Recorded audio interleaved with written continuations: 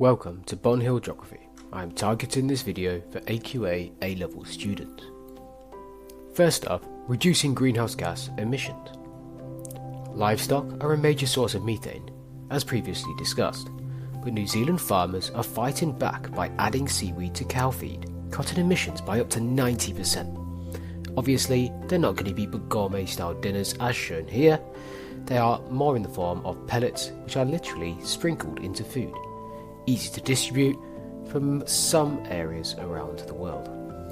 However, this may not be a key method in fighting climate change due to the complexity of growing and distributing seaweed, particularly in remote areas of the UK where pastoral agriculture is common and free roam, for example in the Scottish Highlands.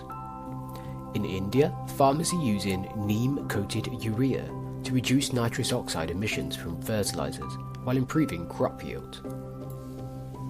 This is a more natural, nitrogen-based fertiliser that does not depend on mining processes, and if used correctly, significantly reduces runoff and damage to ecosystem health, including reducing eutrophication in aquatic ecosystems. Neem is a plant that grows in Indian wetlands, so it can be sustainably produced to reduce greenhouse gas emissions significantly in southern Asia.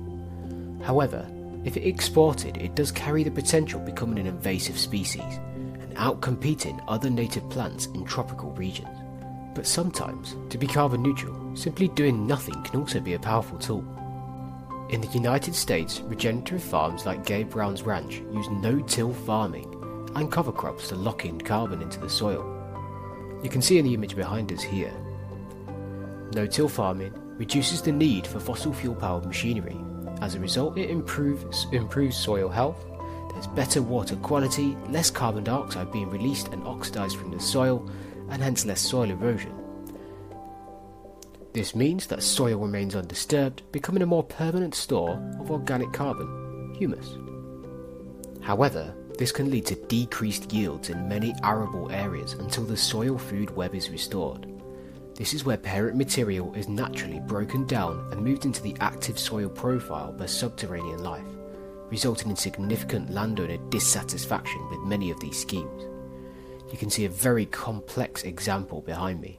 However, if you are looking for future videos, particularly those on ecosystems under stress, I will go into this in more detail. Another strategy can be seen in Niger. Farmers are planting trees like Verdherbia albida to integrate agroforestry into their fields, boosting both crop yields and carbon storage. An example of this tree is seen behind us. This is because the fruit drops naturally and adds nitrogen to the soil and organic carbon. Here we can see the trees are planted in between maize. This image is actually from Tanzania. Furthermore, the tree itself doesn't rely on water, sunlight or nutrients during the cropping season, meaning little disruption to farmers' planting seasons. As a result, many farmers are already buying into this scheme across the continent of Africa. What about sustainable land use, however? In China, the Grain for Green program turned degraded croplands into forests, sequestering millions of tons of carbon. This was inspired, in part, by the huge dust storms that spread from the Gobi Desert, sometimes as far as Beijing. It was implemented by the Chinese government, starting in 1999 to combat deforestation and ecological degradation, overcultivation of sloping land and soil erosion. By the end of 2008, over 80,000 square kilometres had been reclaimed from semi-arid regions on the fringe of the Gobi Desert. However, lower-income households in the region saw little economic benefit and been forced to migrate under increasing pressure to relinquish their planting areas for crops. Efficient water management also plays a role. In Israel, drip irrigation systems minimise water use while also lowering energy needs. This can help to artificially increase organic carbon stores within the soil. However, this can significantly decrease water stores if they depend on groundwater, which are finite stores in many semi-arid regions. Reducing food waste is critical too. In Kenya, solar-powered cold storage systems help farmers to prevent spoilage, while in France, supermarkets must donate any unsold food to charities, cutting waste dramatically.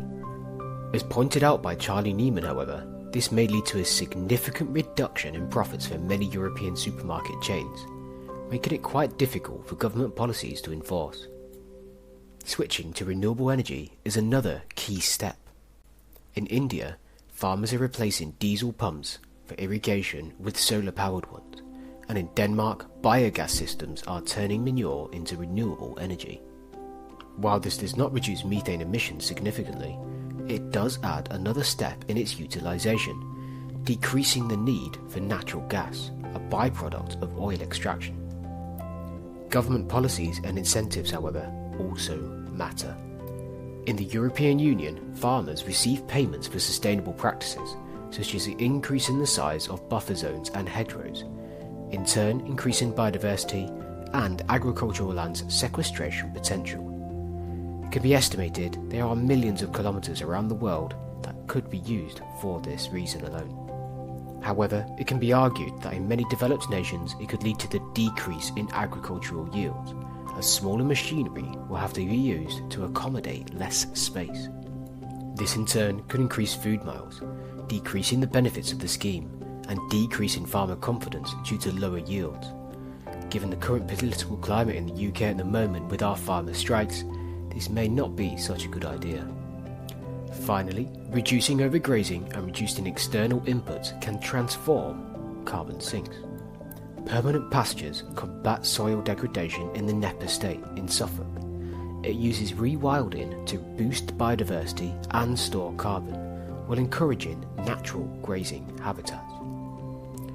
No fertilisers or other chemicals, no high-energy feeding systems, buildings or farm machinery. The method of meat production at Knepp estate is entirely sustainable. It is one of the most effective ways of using carbon sequestration we have on the planet, bar that of peatland of course. The grazing and browsing of animals stimulates the growth of roots and mycorrhizal fungi underground and new shoots and foliage above ground in a continuous recycling of carbon.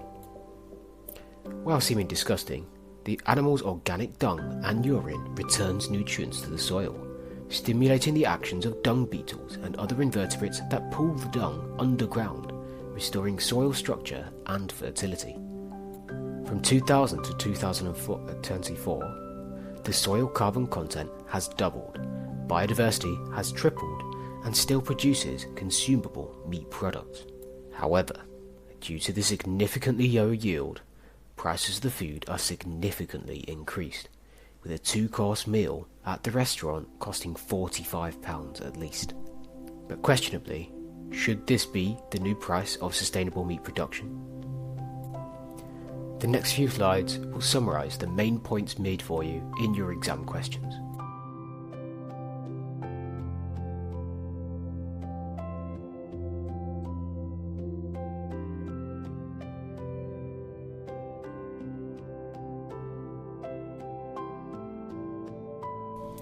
Thank you for watching Bond Hill Geography. Like and subscribe for more content in the future.